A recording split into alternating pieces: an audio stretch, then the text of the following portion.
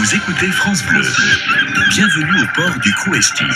Émission spéciale 1000 sabords. Mission spéciale pour la 35e édition donc du 1000 sabords, le salon du bateau d'occasion ici au Crouesti dans le golfe du Morbihan.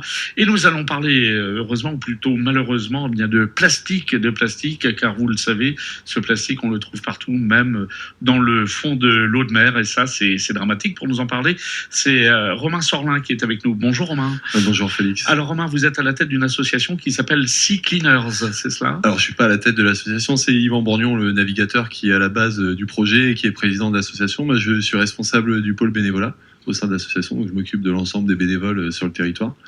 Et on est ici au Crouesti pour promouvoir notre solution pour ramasser les déchets dans les océans et aussi pour parler de cette pollution plastique qui nous entoure, qu'elle soit à terre ou aussi en mer.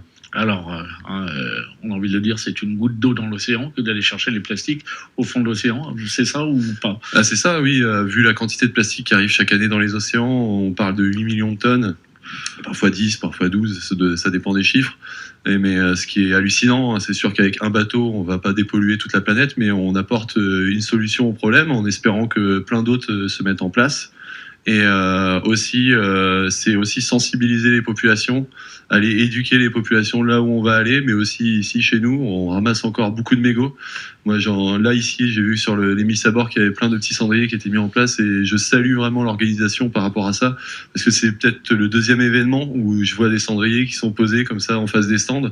Et au Festival Interceltique, par exemple, on avait fait des collectes de mégots, on a ramassé 81 litres de mégots en l'espace de 10 jours, ce qui représente à peu près 40 à 50 000 mégots. Là, ici, on n'a pas fait de collecte parce qu'on en trouve très peu et c'est tant mieux, quoi. Mais il y en a sachant qu'un mégot, ça met des années avant de disparaître, s'il disparaît. Voilà, c'est ça exactement. Après, le mégot, il se défragmente, ça fait des nanoparticules, donc au final, il disparaît jamais vraiment et il pollue environ 500 litres d'eau par mégot. Donc l'idée, c'est vraiment qu'on les retrouve plus par terre et qu'on puisse en plus les recycler. Il y a des sociétés comme Mégots à Brest qui recyclent les mégots, qui font des bancs publics, des poubelles publiques. Donc ils sont un peu partenaires avec nous aussi. On leur envoie des mégots quand on fait des collectes et voilà. Alors Romain, le civisme, c'est pour les autres, c'est très français, très breton aussi, n'ayons pas peur de le dire. Concrètement, qu'est-ce que vous dites aux gens là qui sont avec nous, le public? Qu'est-ce que vous me dites à moi? Peut-être parce qu'il y a des choses auxquelles on ne pense pas, on se dit, et puis il y a peut-être des trucs tous les jours. Tout bêtes. Tous les jours, on peut changer nos comportements. Moi, par exemple, j'utilise une gourde pour boire de l'eau. Ouais, donc ça évite les vous n'avez bouteilles. pas en rap, non? Ça aussi, il faut venir sur notre stand, il ne faut pas hésiter, justement. Et donc ça évite de consommer des bouteilles plastiques qui après deviennent un déchet. Bon, même si on la met dans une poubelle, ça reste un déchet au final et il faut la traiter. Donc ça limite en fait ma consommation plastique. Après, on n'est pas exemplaire. Moi, j'ai un cendrier de poche, par exemple. Je suis fumeur, donc j'ai un cendrier de poche. C'est le mois sans tabac, donc ça serait bien de faire un petit effort là-dessus. Ouais, vous commencez demain. Mais voilà, quoi, c'est des gestes simples. Même en faisant ses courses, privilégier l'achat de produits locaux. Ça permet d'éviter une empreinte carbone sur des produits qui viennent de très loin. Essayer d'éviter le suremballage. Et voilà, ça serait déjà pas mal de faire ça chez nous en Europe. Et après, aller sensibiliser les populations aussi. Est-ce qu'on peut est-ce qu'on peut savoir quelles sont les mers les plus polluées, sachant bien sûr qu'il y a un mouvement, et c'est le propre de la mer de va-et-vient. Est-ce qu'on sait qu'il y a des endroits, des pays qui sont moins disciplinés, qui sont plus pollueurs que d'autres? Alors oui, il y a quand même des listes de pays qui existent. Alors il y a différents types de pollution. Il y a la pollution plastique générale, il y a la pollution plastique macro-déchets, pardon. Donc c'est tout ce qui est tous déchets qui font plus de 5 mm. Et après on a les nanoparticules de déchets. Par exemple, la France est le plus gros pollueur de la Méditerranée en nanoparticules. Nous on s'intéresse. C'est-à-dire, vous nous rappelez ce que c'est? Donc les nanoparticules, c'est les particules qui sont infiniment petites. Donc en fait tout ce qu'on trouve dans nos lessivages, par exemple quand on lave des vêtements en polyester, on retrouve des nanoparticules dans l'eau qui sont pas filtrés dans les stations d'épuration. Mais pourquoi, comme font les autres, ils n'utilisent pas le même type de lessive, ils en mettent moins? Non, c'est pas question de la lessive, c'est surtout le lavage du vêtement en fait en lui-même, c'est surtout ça. Donc nous on a une forte concentration, on a beaucoup de machines à laver chez nous en Occident, donc on lave souvent nos vêtements. D'autres forcément ont des vêtements qui sont pas forcément en polyester, ils ont aussi des vêtements en coton, etc. où ça génère pas de nanoparticules, on va dire en plastique. Donc c'est le choix de l'habillement. Oui, voilà, c'est ça, c'est un choix qu'on peut faire aussi au quotidien en essayant d'acheter que des vêtements en matière végétale, tout en regardant aussi l'impact que ça peut avoir aussi sur l'environnement de le produire. On sait que le coton, c'est pas exemplaire, mais c'est toujours mieux que le plastique, par exemple. Et après, nous, on s'est vraiment focalisé sur les macro-déchets. Donc ces pays, c'est surtout en Asie du Sud-Est, Donc en Chine, par exemple, c'est le plus gros pollueur en termes de plastique, avec l'Indonésie en numéro 2, on retrouve l'Inde, le Sri Lanka. Même si c'est des pays aujourd'hui comme l'Inde qui fait des efforts, dans certaines villes on interdit le plastique à usage unique. Avant nous occidentaux, où on n'est pas forcément les bons exemples à suivre tout le temps, quoi. Romain, on sait que nous sommes locataires de la terre, de la mer, puisque nos enfants arriveront derrière nous, nos enfants, nos petits-enfants. C'est désarmant de voir un petit peu ce qui se passe. Il faut avoir un moral...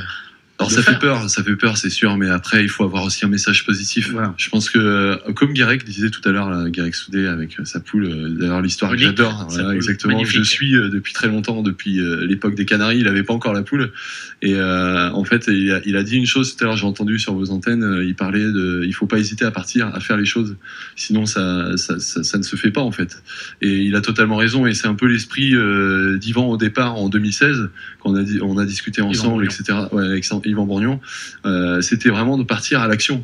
Quitte à avoir une faible action au départ qui était petite, c'est l'effet colibri, et aller chercher plus loin pour justement mobiliser les foules et lancer des projets de grande ampleur, quoi, et de parler à tout le monde, quoi.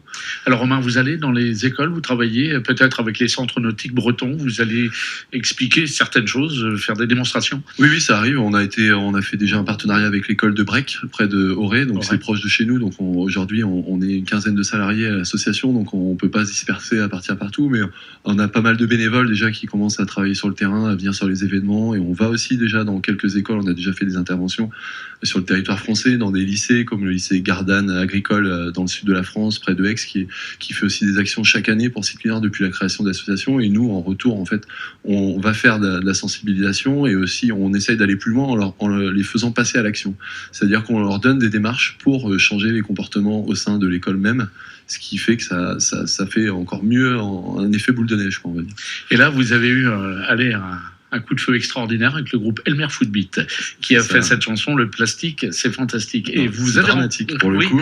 Vous avez rencontré ce groupe qui a dit mais ça va matcher, moi ce que vous faites, le groupe a dit on vous suit. Voilà, c'est ça, on est venu à plusieurs à l'équipe à aller les voir à Pornic cet été. En fait, on a rencontré Elmer Footbeat là-bas, et en fait il y a Grand Lolo qui est le bassiste du groupe, qui avait réécrit des paroles et qui tenait à cœur de proposer quelque chose contre la pollution des océans.